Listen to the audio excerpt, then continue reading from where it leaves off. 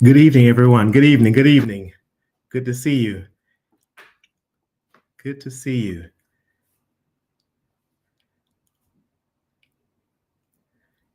So we'll get started in just a quick second. There's still a couple that I see that are chiming in, that are logging in now. I want to make sure I get a chance to see everyone, but I'm so glad to see all of you. Um, I'm going to beg your pardon ahead of time. I'm sort of managing several screens and platforms at one time. So I appreciate your patience in advance. So we've got people on here in the studio with me. We've got people on Facebook, we've got people on YouTube, and we've got friends and family who are on on KFM or Kingdom First Ministries, Spotify. So glad to see all of you here. Glad to have you with us.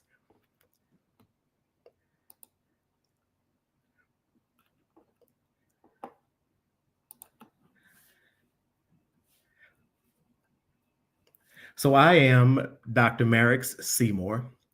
And for those that don't know me, there are a few things I just want to share with you. So I am a pastor, I'm an author, I'm an educator, a consultant, I'm a trainer, a strategist, and yes, I'm a Pittsburgh Steelers fan, and we're not going to discuss that. I am a diehard Pittsburgh Steelers fan, but I want to thank you all for joining me here today in this space. Thank you for sharing your time with me for this work that we're doing. So the purpose of our time here together is to discuss 4 common roadblocks for effective discipleship and how to remove them. And whether you are a pastor, a minister, a director of discipleship, director of Christian education, or a member who would like to gather information to share with your church, because all of us are called to do the same work in this space. All are welcome. And so before we get started, I want to just establish a shared understanding. And so if you would think about this question, I want you to answer. And wherever you are, whether you are on Facebook, whether you are on Spotify, whether you are in YouTube, answer it in the chats or in the comment box. Here's the question: what is the purpose of the Christian church? What's the purpose of the Christian church? If you go ahead and drop that in the chats, what is the purpose of the Christian church? In the chats or in the comments, I'll see it. What is the purpose of the Christian church? Good to see you, Bernice. Good to see you, Sister Jackie. Awesome. What is the purpose of the Christian church? I see Sister Annie there and Janet, Charlotte. Good to see you. Awesome. What is the purpose? Good deal. Good deal. Good deal. All right. I'm seeing some great answers. Yes, yes, yes, yes. Winning souls. Yes, yes. What is the purpose of the Christian church? The Great Commission. Awesome. Elton, thank you so very much, Reverend. What is the purpose of the Christian church? Awesome. Awesome. So listen, brothers and sisters, I want us to all be on the same page. These are great answers, and I see them. They'll keep rolling in, and even though we move on, keep putting your answers in. Keep putting your answers in. But listen, when we think about it, the church was formed to form. The church was formed to form. Listen, the church has one assignment. That one assignment is to make disciples and disciple makers. One assignment. And so no matter what we're doing, whatever our churches are doing, the end product, the output, the outcome, based on the scriptures, Matthew 28, based on the scriptures, the church has one assignment. The church was formed to form. Our one assignment is to make disciples. So no matter how many activities we have going on at the church, that one assignment at the end of the day, did we make disciples? That's our one assignment. And as true pastors and church leaders, and those of you who are strong members of your church, there is a heart for discipleship. And we want to see genuine transformation in the lives of the members of our congregation. And oftentimes, our church calendars are filled with activities and programs and church stuff. However, at the end of the day, many of us will find ourselves asking the question, are we truly making disciples, or are we just filling seats?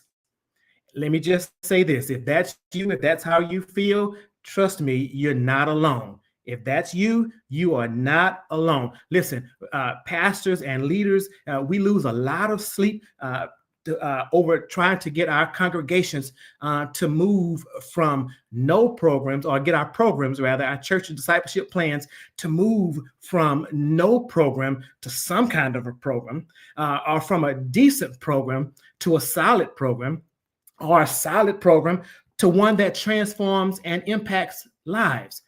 All of us are not in the same place when it comes to an effective discipleship program, but all of us are somewhere. And pastors and church leaders, like your pastors, like you, spend a lot of time on how do we get them there. Listen, some of us would agree that they show up for worship and Bible study, but they'll still lay hands on somebody at the drop of a hat. We'll have some awesome worship experiences, but we'll have trouble getting those same individuals to volunteer at the level we would desire. If that's you, or if you know of a situation like that, go ahead and type in the chats or the comments.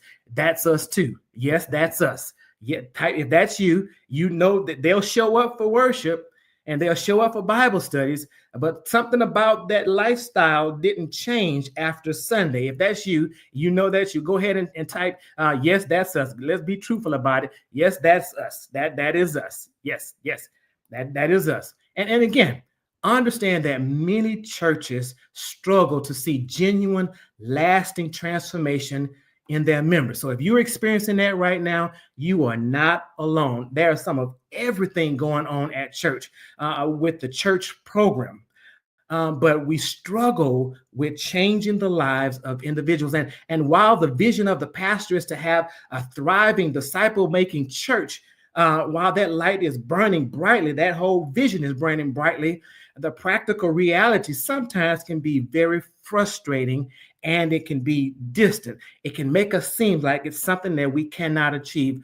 And it's crucially, to be honest with ourselves, to identify and understand common roadblocks that frequently hinder our efforts. And understand that roadblocks to effective discipleship within the African American church, especially, they are based on the weight of historical trauma, the demands of navigating systemic injustices and internal challenges, rather, to consistently engage in spiritual formation at our churches. Listen, our people deal with a lot more outside of church than they do in church. And so it becomes difficult to juggle all of those things in the rest of our lives and then be consistent with our religious formation or our discipleship formation. These same roadblocks, that the things that people deal with on the outside of the church, become challenges for the church. And so when it comes to these common roadblocks, we've identified at least four common roadblocks that all of us might share when it comes to effective discipleship. Now, understand that recognizing these roadblocks is not an admission that the church has failed. It's not an admission that you're not trying, that you're not doing what you should be doing. It's not an admission, but rather it's a step towards developing intentional and effective resolutions. It's not an admission to failure, but to recognize these roadblocks, these challenges, is a step towards developing effective discipleship.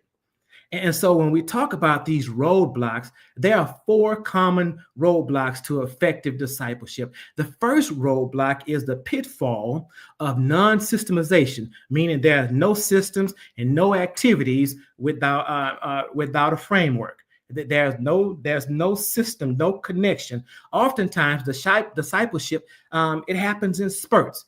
Bible study here, small group over there, but without a cohesive system, we lack consistency. And this makes it difficult to scale discipleship across the entire church. It's like trying to build a house without a blueprint. You put a board up over here and a board up over here and nothing to connect them. And we really have trouble wondering why this board falls down and while this one is standing in, and the same vice versa.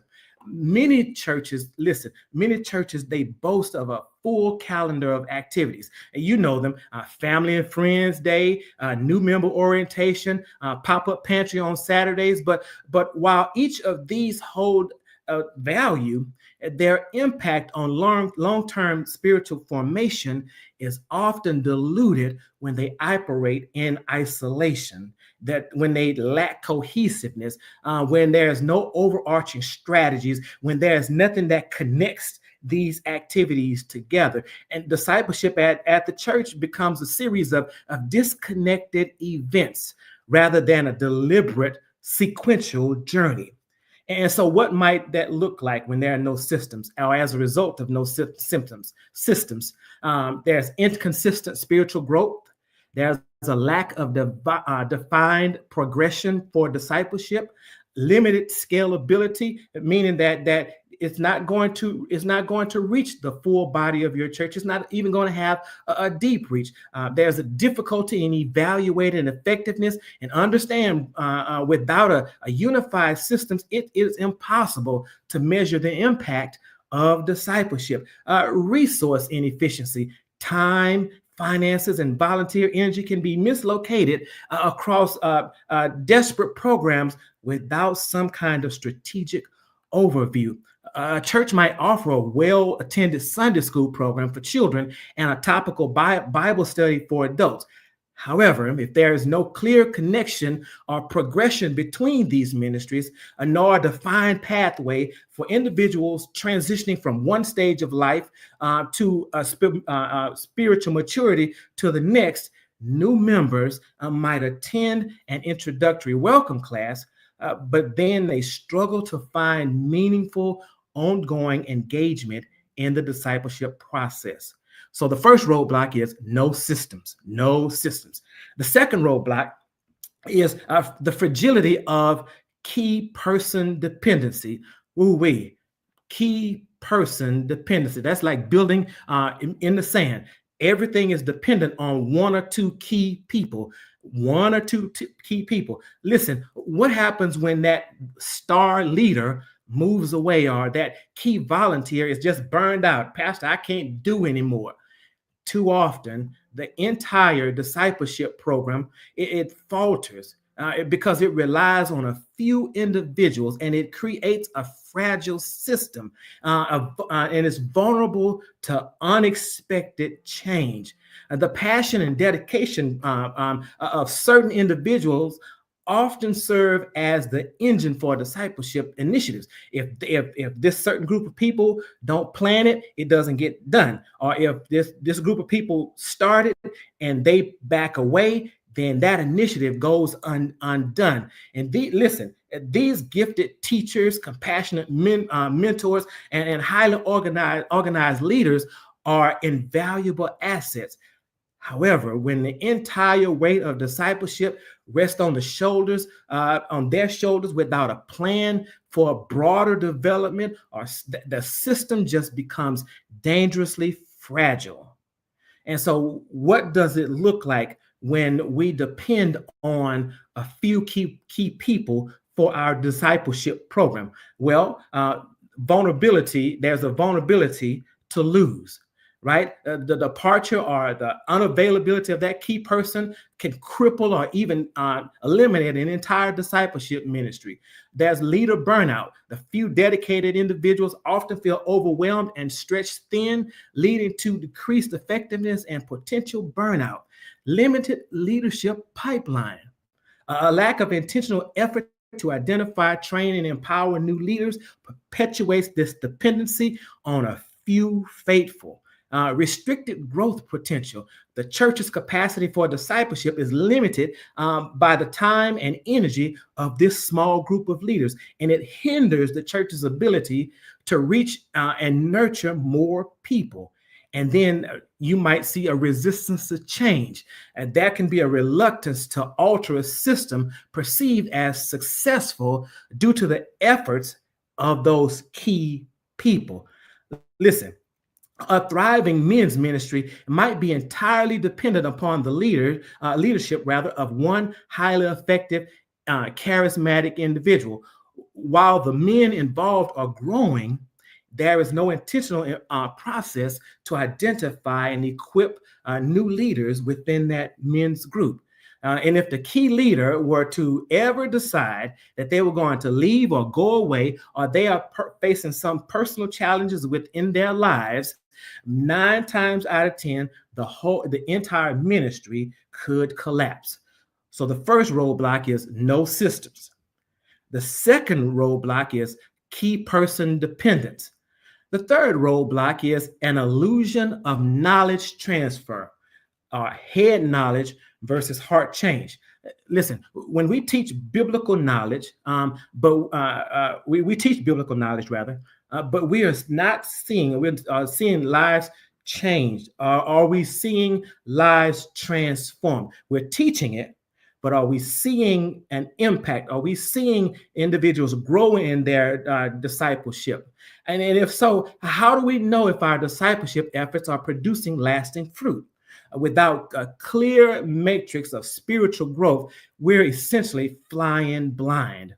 A common misconception is that discipleship primarily equates to acquiring biblical knowledge through sermons and Bible study. We have this idea that if we just say it, if we just tell it, if we just put it out there, that they're going to grow as disciples. And then while theological understanding is vital, true discipleship, it involves a profound transformation of not just knowing, but it requires a profound transformation of the heart that leads to changes in behaviors, that leads to changes in attitudes, that leads to changes in values that reflect Jesus Christ. And so, what does it look like when we are when we have this illusion of knowledge transfer, that because we said it, they're going to change? What does that look like? What are symptoms of knowledge transfer illusion? Intellectual assent without life change. Members can articulate theological concepts. They can quote scriptures. They can tell you what sermon was preached on what Sunday, but they struggle to apply them consistently to their daily lives. There's a lack of practical applications. Bible studies often remain academic exercises without clear pathways to implementing lessons learned in those Bible studies. Individualistic force. Discipleship often can become a solitary pursuit of knowledge rather than a relational journey of growth within the church community. There's limited impact on relationship and witness. Growth in knowledge does not automatically translate into a deeper love for God and neighbors, or even a more effective witness in the world. And then there's this superficial behavior adjustment. Addressing outward behaviors without tackling the underlying heart issues lead to temporary compliance rather than genuine transformation. Listen, a church might offer an in-depth theological teachings during Sunday services and engage verse-by-verse Bible studies throughout the week. However, there's a disconnect between the intellectual understanding and observable changes in how members interact with their families, how they interact with their colleagues, or even in the broader community. Watch this. Gossip, unforgiveness, and materialism might still might be prevalent even while people are being taught, even while there's strong teaching going on, even while there is Bible studies and sermons that are theologically sound. There's also this opportunity for individuals to not change their behaviors. And so the first roadblock to effective discipleship is no systems. The second roadblock is key person dependence. The third roadblock is an illusion of knowledge transfer. And the fourth roadblock is the absence of clear outcomes and pathways, meaning that the discipleship ministry is just aimlessly wandering. Is no direction of where it's going. Many churches lack a clear definition of what a mature disciple looks like. I'll hold right there. Many churches don't have a clear picture of what it looks like when an individual has been discipled. And without clear, defined goals and a clear path to that goal, people tend to wander. And the church begins to look like everything else but a place where disciples are being made. However, how can we can even expect people to reach a destination if we've not made it clear of what the destination is, or what's the road to that destination? One way to move this is to reconsider what it is to be a disciple. Listen, without a clearly defined vision and of what a mature disciple looks like, and a strategic plan to guide individuals along that journey, discipleship efforts can become fragmented and even ineffective. Listen, a lack of intentionality leads to aimless wandering rather than purposeful progress. And when a church has no plan or no path, it might look like this: a lack of direction and purpose, inconsistent expectations, inefficient resources and allocations, meaning time, energy, resources are spent on activities that don't even contribute to a clear overarching goal. We spend our time, our energy, and our resources, and the end product is not developing individuals' discipleship or their spiritual transformation. There's difficulty in measuring success without a defined outcome. It's impossible to assess the effectiveness of a discipleship initiative. And ultimately, there's member frustration and discouragement.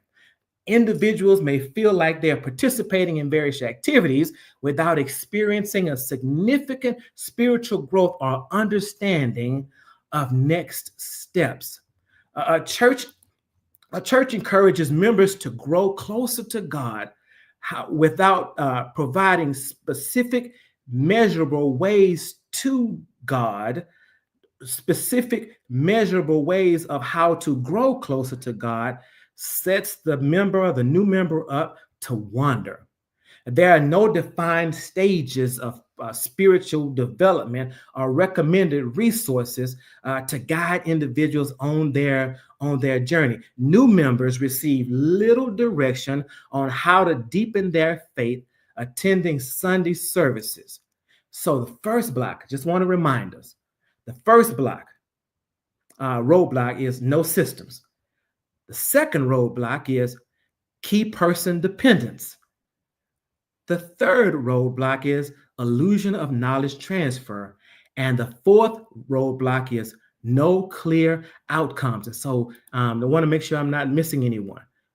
So, Sister Jack, I see you here. Our church's purpose is to equip persons to go out or even operate inside the church. There you go. Listen, so thank you so much for sharing that. These common roadblocks often are deeply ingrained. Many of us are in situations that we're practicing what we've seen. We're practicing what we've always done. Listen, I will stand firm on this, that as a result of the pandemics, the triple pandemics that we went through a couple of years ago, those who did come back to the church, they came back with a different need. They still came to the church because there's a need, but their expectation of what the church is supposed to do, it changed. Now the members, individuals, whether they're new converts, growing disciples, or discipleship leaders, there is a different expectation of the church. The world is now coming back to the church to look for those real truths to help me get closer to God. But watch this.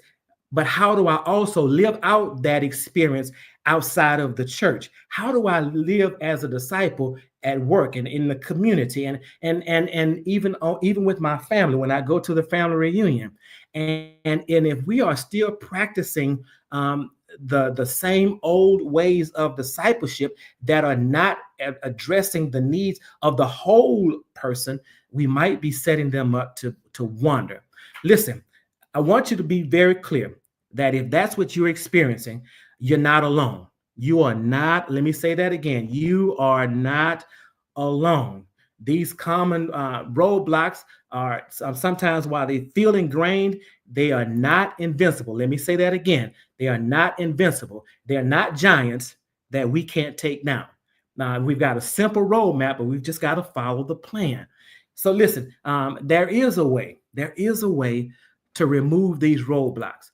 Again, by acknowledging and understanding these challenges, we can begin to dismantle those roadblocks and we can begin to take them down. And while we're taking them down, we can also pave a way for a more effective and transformative approach to discipleship. And listen, brothers and sisters, we have seen things done in so many different ways that it almost makes it seem like it's difficult, or that it's unattainable, or that it's too hard to do. When reality is, if we push back all of the other stuff and focus on the job, the one assignment of the church of making disciples of members and new converts, the work really is not that hard. So I want you to be sure and understand that while it seems like you're in it all by yourself, you're not.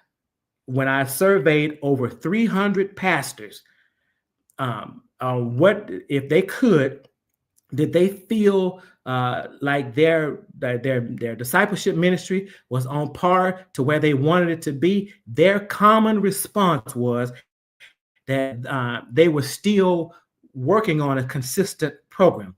And for me, a consultant and researcher, when I hear words like that, that says our program is not where we want to be. Our program is not where we want it to be. We're working on something, but it's not getting us where we want to be. And I would imagine that that's many of you as well. Pastors, directors of Christian education, members of the church, you're seeing it. It's not where you want to be. And I challenge you to think deeply. Is your church where it should be when it comes to making disciples? Are we intentionally making disciples? Listen, these challenges are not insurmountable. And so because of my interaction with pastors and church members, members of churches who are experiencing this same situation that you are, we've developed a framework. Called the Discipleship Accelerator, a framework for growth that addresses these very same issues and empowers churches to cultivate true discipleship. It's designed for churches, wherever they are, to be intentional about developing discipleship that impacts the lives of its members, that truly transforms, that does more than fill a seat or raise the attendance level. All right. And so in this framework, there's a couple things I want to share with you. And so I want to start with the foundation. You'll see it at the bottom. That's starting from the bottom up. The Discipleship Accelerator framework, it's a system that's designed to help you move beyond just giving information, move beyond the sermon, move beyond the Bible study, but cultivate lasting transformation. And so for those of you that are tech savvy, go ahead and screenshot this model. Go ahead and screenshot it while it's free. Go ahead and screenshot it now. Screenshot the model. I'm saying it again. Screenshot the model so that you'll have it. Screenshot the model so that you will have it. But this framework is built on three core principles, three core principles. And these core principles make up the why. These core principles that you see at the bottom, they make up the why. And so the first principle is of the Discipleship Accelerator is built on a biblical foundation. Biblical foundation. Listen, the core principles that are outlined in this framework are outlined in the scriptures. Someone mentioned earlier that it's the Great Commission.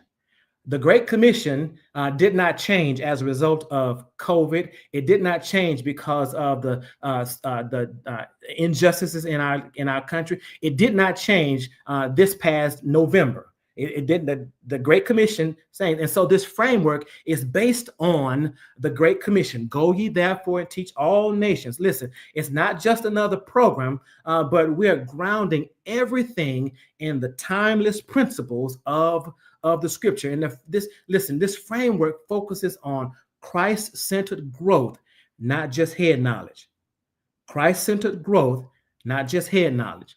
And so the second principle, of the Discipleship Accelerator is built on outcome-oriented discipleship. Outcome-oriented discipleship. Listen, we believe in defining a clear, measurable outcome. What does a mature disciple look like in your church? We'll shift from activity-based to results-based discipleship. And by focusing on results, then we can track progress and make adjustments in our discipleship program, ministry, or approach as we see fit. This framework helps us make this whole idea of the understanding outcomes a lot easier, or establishing outcomes a lot easier. The third principle, the Discipleship Accelerator, is built on scalability and sustainability. The discipleship program that relies on a few individuals is a fragile program. Let me say that again. A discipleship program that relies on only a few people is a fragile program. It's built on sand, on sinking sand. Some of y'all are good church folk, sinking sand. Building a system, however, that can be replicated and sustained across the entire church is crucial. Everyone should understand what your church's discipleship model is. Everyone should know the components and pieces of your discipleship. Everyone should be able to demonstrate their level of understanding at their level, regardless of what size your church is. All right. The only way that your program is going to work and sustain itself is that there are systems in place. And so we'll teach you how to build a system that can be replicated from one group to another group, and ultimately to your entire congregation. So it'll be replicated regardless of the size of your church, regardless of the location of your church, regardless of who's leading your church. Your system that's customized to your church can be replicated so that it lives on past you, past me, past those leaders. And even in this system, we'll help you build a system that reduces the reliance of individuals or even personalities. All right. And so now I want to talk. So those are the three principles that the framework are built on. But I want to talk about the components of this framework. What makes it stand? What's the work there? And so these components, the components of this program, they make up the how. We've talked about the why, but here's the how.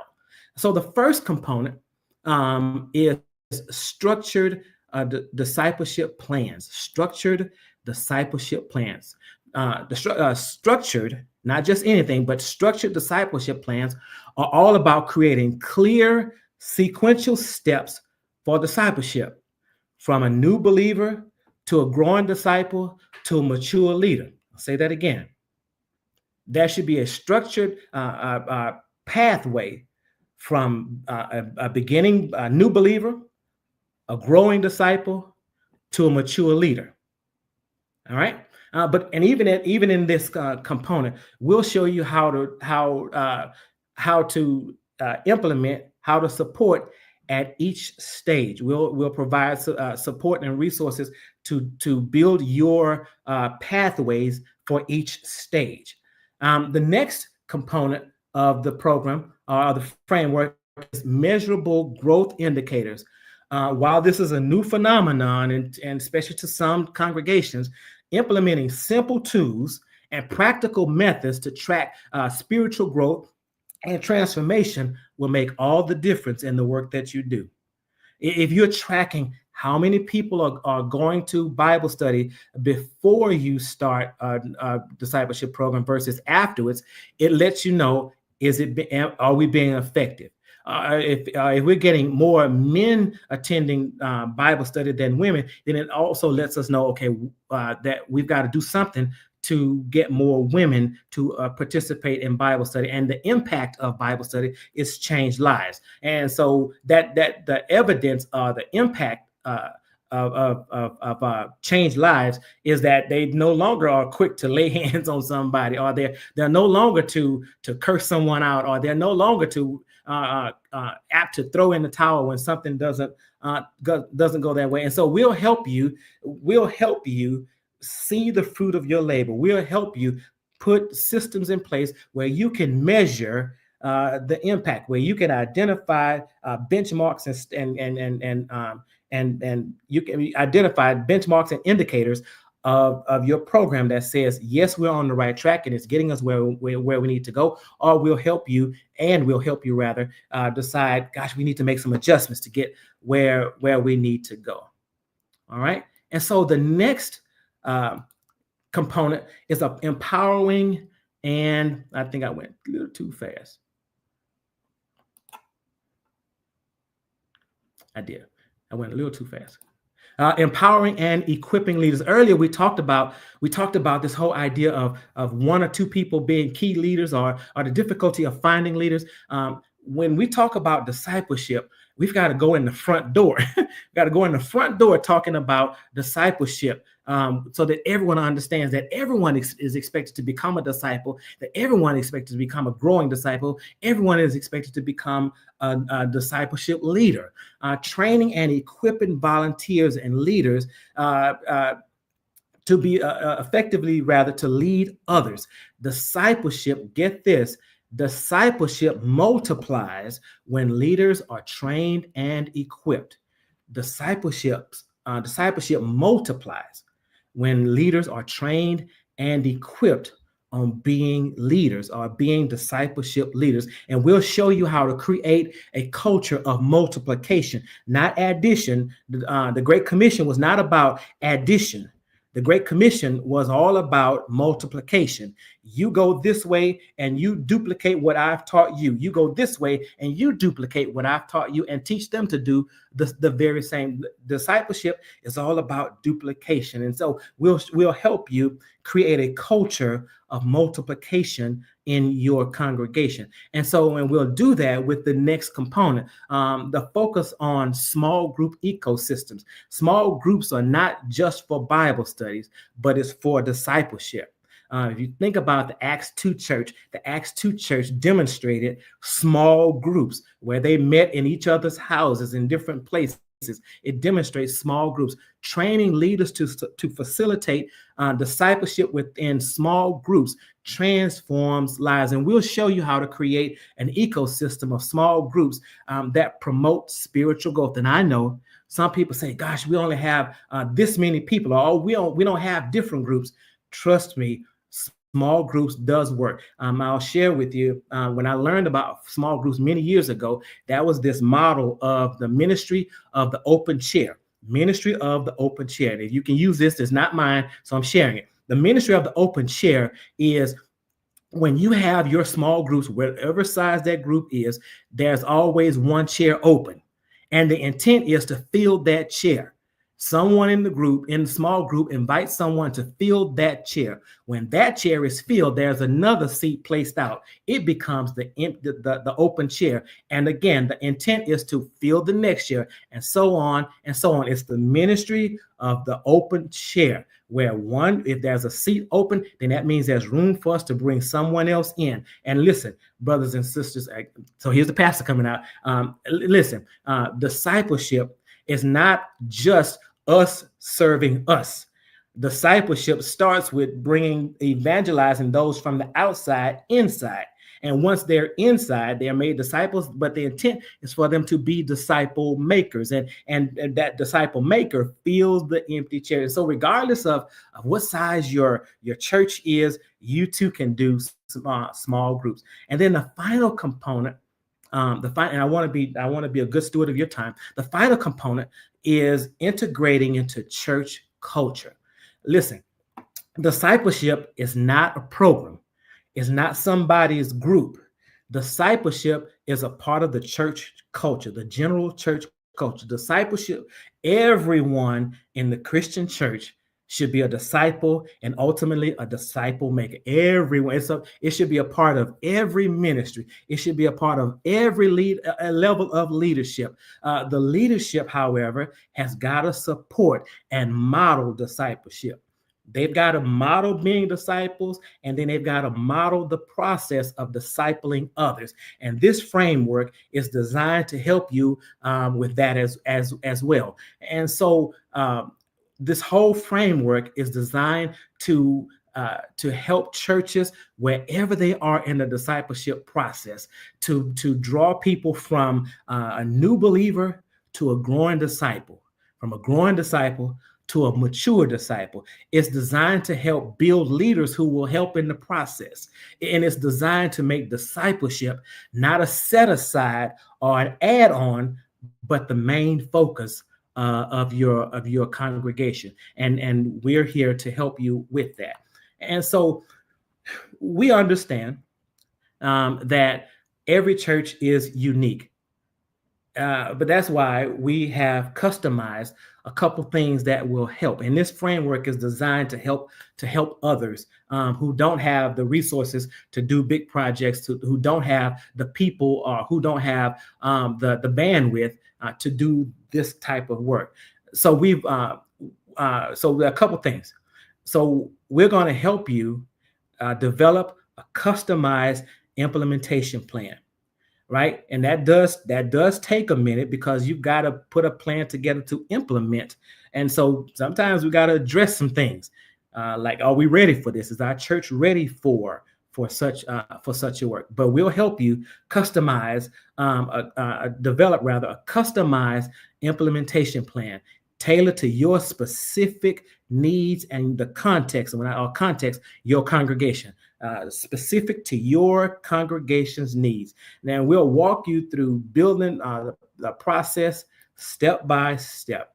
But we'll also provide ongoing training and resources to ensure that you are successful. And I'll speak to it a little later, but we are developing resources for you and your church to develop your program. Again, this is not a one and done workshop, but it's about building relationships, long-term relationships. You've heard the expression, relationships matter. And so this framework is not about a one-time workshop, but it's about building relationships. The Great Commission is not you on a mission and I'm on a mission, but we're on this mission, or we're working on this mission together. It's about continued education. And so it's our intent to create a network of pastors and leaders who can share best practice, a network of directors of Christian education or directors of discipleship to come together on a regular basis from different areas to work together. How do we develop disciples? How do we develop leaders who will be disciple makers? And then you'll become a part of a community and collaboration network of pastors and leaders sharing best practices and supporting even one another. Listen, my personal ministry, my personal calling to ministry, my ministry assignment is to walk alongside of pastors and congregations to build and be a part of this great work. My personal ministry, while I'm a pastor, while I'm an educator, and all of those other things, my call, my charge to God is to walk alongside pastors wherever they are, leaders, when it comes to organizing organizational development or congregational development, to walk alongside them, understanding that not everyone is at the same place, not understanding that everyone has the same resources, not everyone has the same level of understanding, but I understand my calling. This is an effort for me to walk out my calling. And so here, there's a call to action. And so discipleship is a process. It's not an event. All right. Measurable outcomes are essential for effective discipleship. Scalability and social sustainability require a systematic approach. And empowering leaders is key to multiplication. And so, if you or your church, if you all are ready to move from simply teaching information and start cultivating true disciples, then I invite you to learn more about this three-part workshop series, a training series on this framework. It's with the same title, the Discipleship Accelerator. It's a three-part workshop. All right. And in this workshop series, I'll delve deeper into these components and I'll provide for you tools and resources that you or your church leaders need to implement a framework, this framework in your church. And so if you see the price there, you see the price in red, there's the cliche that the price today won't be the price tomorrow. But because you took your time to be in this space and share this space with me, the price there is listed, the price in red. And if you would just click on the QR code, you can get more information on how to sign your church up for the Discipleship Accelerator. Now, listen, and there you're going to find information about registration information and so on. And this summer, I'm going to be compiling this whole framework into one book and a workbook. The whole framework, detailed, explained in great detail, and then a companion workbook. I understand as a teacher, I understand that there are some who can read it and do it on their own. All of it is everything that I've talked about and more is going to be in this book and the companion workbook. But then I also understand that there are going to be those who will need someone to hold their hand through the process so that they don't get lost in the weeds. And so this summer, the whole framework is going to be released in a book and workbook for those who want to do it on their own. Now, because you shared your time with me, because you gave up the last hour or so of your time, a little hour or so with me, I want to give you something back. So this PowerPoint presentation, if you've registered for this time, for this session, then if you registered, then I have your contact information. I have your email address, and I will send you this PowerPoint presentation free of charge so that you can share it with your pastor and your director of Christian education. And so if you registered, I have it. And you probably got an email from us about this. But if you haven't, if you didn't register, you're on Facebook or if you're on YouTube, then click the QR code, register, so I'll know how to send this to you. But because you shared your time with me, then I want to give you this so that you can share it with someone else. And so if you have any questions about how to help your church move in discipleship from just regurgitating knowledge and expecting them to get it. If you want to help move your church from depending on individuals, if you want to move your church from addition to multiplication and discipleship, I'd love to help you. And if you have any questions, please feel free to contact me at my email address is info@drseymour.com. info@drseymour.com. And with that being said, I do want to thank you for for your time. And we look forward to partnering with you and building a church that truly makes disciples. Amen and good night.